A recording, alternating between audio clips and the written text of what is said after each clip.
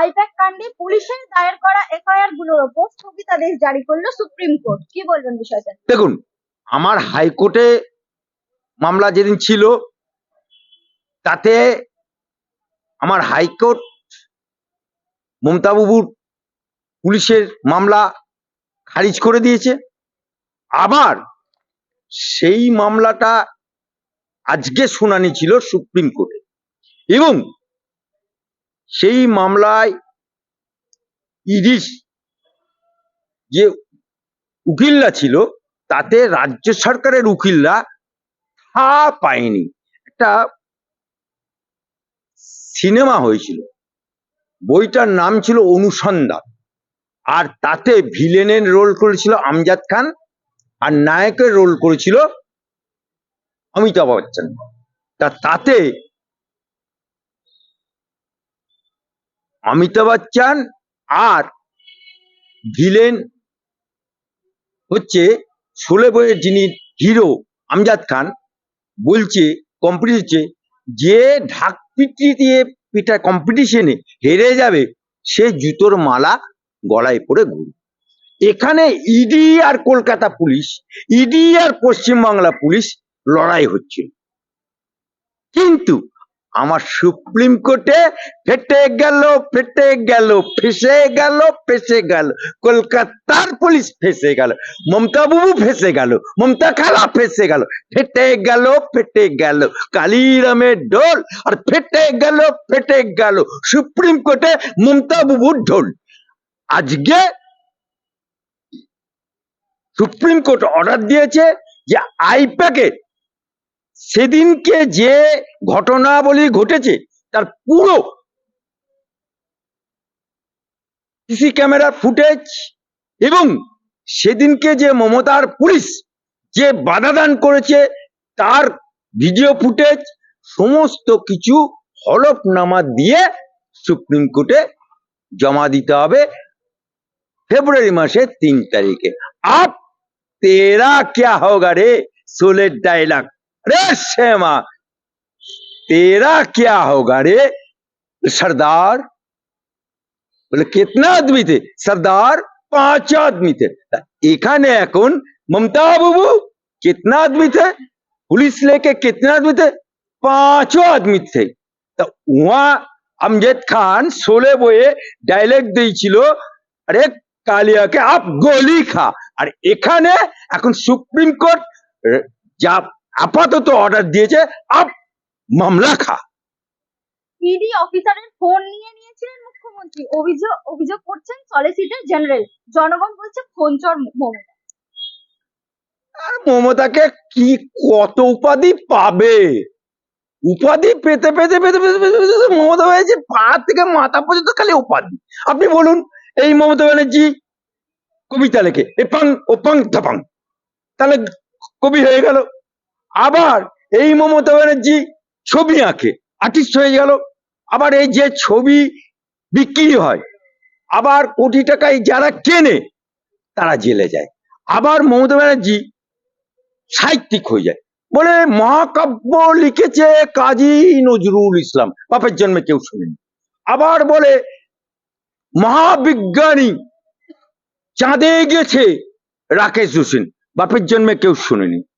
আবার এই মমতা ব্যানার্জি প্রশাসনিক বইটাকে বলে ভাগ করে খাও, ভাগ করে খাও, আজকে ভাগ করে খাও, ভাগ করে খাও, জেলে যাও মমতা সাও, জেলে যাও পঞ্চায়েত পুলিশ কর্মী সহ জেলে যাও, জেলে যাও। এতদিন পর্যন্ত দাদাগিরি মাস্তানি তৃণমূলের নিচু তলার পুলিশ আর নিচু তলার পঞ্চায়েত মেম্বার, জেলা পরিষদের সদস্য লে মেরেলা করেছে। আপ তেরা ক্যা হোগা, এবারে দাদাগিরি করতে গেছে কে? খোদ মমতা বাবু। অর্থাৎ নাচনে কুদনে হেলেন।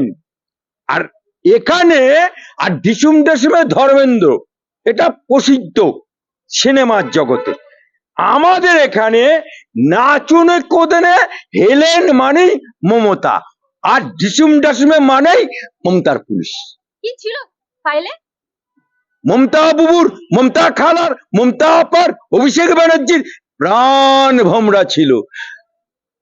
পেইলেছে রে পেইলেছে, পেইলেছে রে পেইলেছে। কে পেইলেছে? মমতা বুবু পেইলেছে। কি নিয়ে পেইলেছে? মমতা বুবু আর তার ছেলে, ও সরি, ওনার তো বিয়ে হয়নি, তার ছেলে করতে হবে, ওনার ভাইপোর ফাইল, সবুজ ফাইল নিয়ে পেইলেছে, প্রাণ ভোমরা ফাইল নিয়ে পেইলেছে। এই যেমন আমি বেঁচে থাকতে এসআর হতে দেবো না, আর যখন এসআর চালু হয়ে গেল করে গুলশান কলোনি খালি হয়ে গেল, ডানকুনি খালি হয়ে গেল, উত্তর চব্বিশ পরগনা খালি হয়ে গেল, দক্ষিণ চব্বিশ পরগনা খালি হয়ে গেল।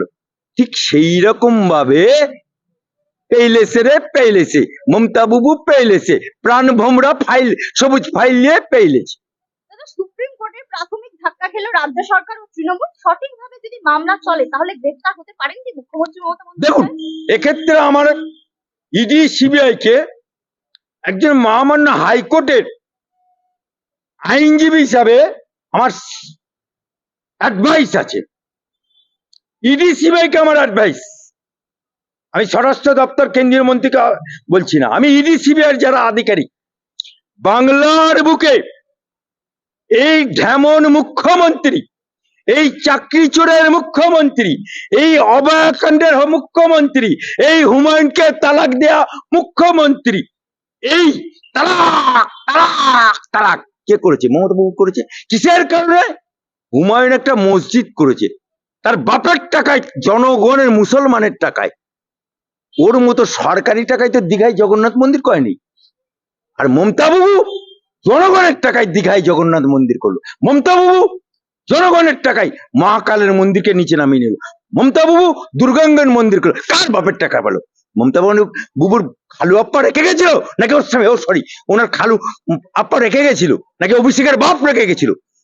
সেই টাকা, ও টাকা মুসলমানের টাকা, ও টাকা জনগণের টাকা, ও টাকা বাংলার মুসলমানের, বাংলার জনগণের টাকা। সেই টাকা নিয়ে তুমি মসজিদ করছো।